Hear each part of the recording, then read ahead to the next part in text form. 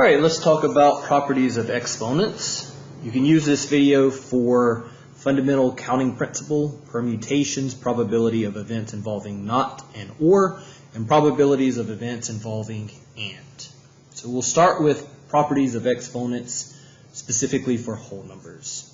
So the idea of an exponent is a way to write repeated factors. So 3 times 3 times 3 times 3 times 3 can be written as 3 to the 5th. This expression is an exponential expression. The base is 3. The exponent is 5. In general, if a real number and n is a positive number integer, then x to the n is a product of n factors of x. So x to the n is x times x times x n times. Okay. So let's look at some examples here.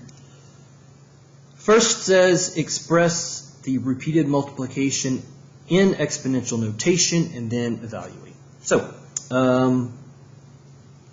this is 4 is our base. So 4 to something. 1, 2, 3, 4, 5. 4 to the 5th. All right. So if I want to work this out, I could work it out by hand. I don't want to work it out by hand. Let me show you how to do it on the calculator. So 4 to the 5th, oops, 4 caret 5. Okay. So that's 1024. And so that is the same as 4 times 4 times 4 times 4. Let's see, there's 5. 1, 2, 3, 4, 5. 1024. Okay. When we have to multiply the same number to itself several times, it's going to be safer to use exponential notation. So the button we used there was this caret button right here. All right, here's another one. This one says to evaluate the exponential expression. All right, so 8 to the 3rd, I'll just use my calculator again. 8 caret 3. 512. If I wanted to write 8 to the 3rd as repeated integers, multiplication, I could do that. The question here just wants us to evaluate. But 8 to the 3rd is 8 times 8 times 8. Okay. All right. And then before we get to properties of exponents with fractions, let's do one more just to practice this. Here we want to evaluate this expression. So we have 4 times 5 to the 3rd. All right. So if we use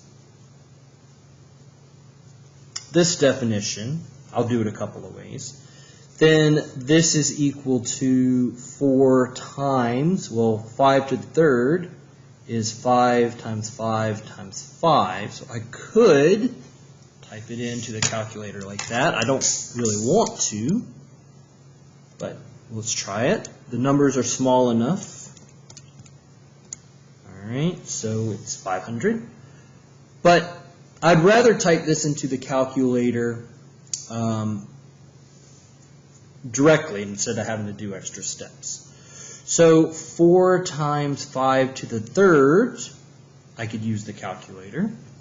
4 times 5 to the 3rd, 500.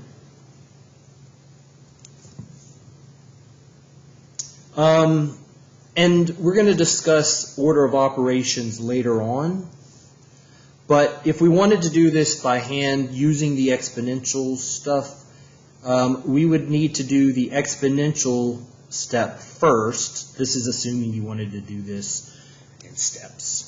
Okay. Most of the time, I'm going to choose to type stuff in the calculator. It's safer. But if I wanted to follow the order of operations, which we'll learn later, we're going to do the exponent part first. So 125, and then I multiply that times 4. 4 times 125 is 500. So in practice, you're likely just going to use this method and just type it in the calculator like that. But you have to understand what the notation means. All right, so let's move on to properties of exponents, specifically with fractions.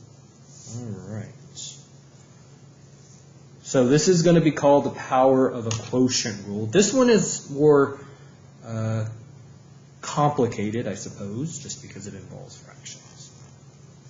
So it's the same thing, sort of. So if n is a positive integer, a and b are real numbers, and you have the fraction a over b. If b is not 0, because that would make it undefined, then a over b to the n is the same as a to the n over b to the n. Okay, so what I'm going to do to illustrate it is I use this standard example, 1 over 6 to the 4th. If I wanted to evaluate this using our definition of exponents, 1 over 6 to the 4th is just 1 over 6 times 1 over 6 times 1 over 6 times 1 over 6. If you wanted to type that in the calculator, again, this is where this notation soon will be more important, but if I wanted to type that in the calculator, I'd have to do 1 over 6 times 1 over 6 times 1 over 6. There's 4 of them. All right, just one more. So we get this decimal. We'll learn later on how to simplify this officially, but to simplify this, I'll do second PRB in the calculator. It doesn't want to simplify it because this is a challenging number for it. So in this particular case, it's probably best that we use this fact that we can multiply all the numerators together. Well, 1 times 1 times 1 times 1 is 1. And then 6 times 6 times 6 times 6 is 1296, so 1 over 1296. Okay, but I could also use the power of a quotient rule here for that same question. So 1 over 6 to the 4th is 1 over 1 to the 4th over 6 to the 4th, which we just saw. 1 to the 4th is 1. I can use the exponent notation with the caret to get 6 to the 4th is 1296. All right, so let's look at a couple of examples. And I will do this using our newfound power of exponent rule.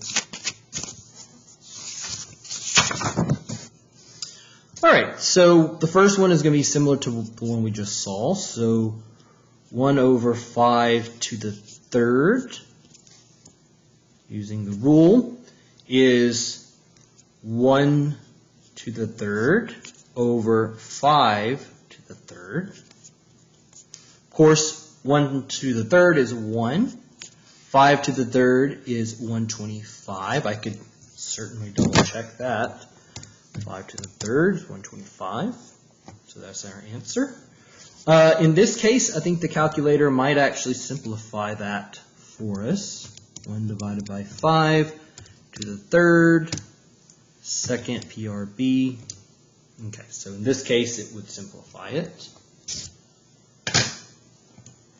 And then our last one is 2/3 to the 4th.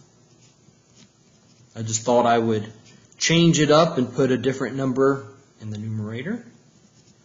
But using this property, that would be 2 to the 4th over 3 to the 4th. All right, well, let's do 2 to the 4th is 16, and 3 to the 4th is 81. Okay, let's see if it'll do it in the calculator directly. 2 divided by 3 to the 4th, second PRB. Yeah, so it would clean it up on the calculator. So it's good to understand how to do these things by hand so that if you do rely on the calculator to do these simplifications for you, you know that it's giving you the correct simplification and it's reading what you're doing how you intended.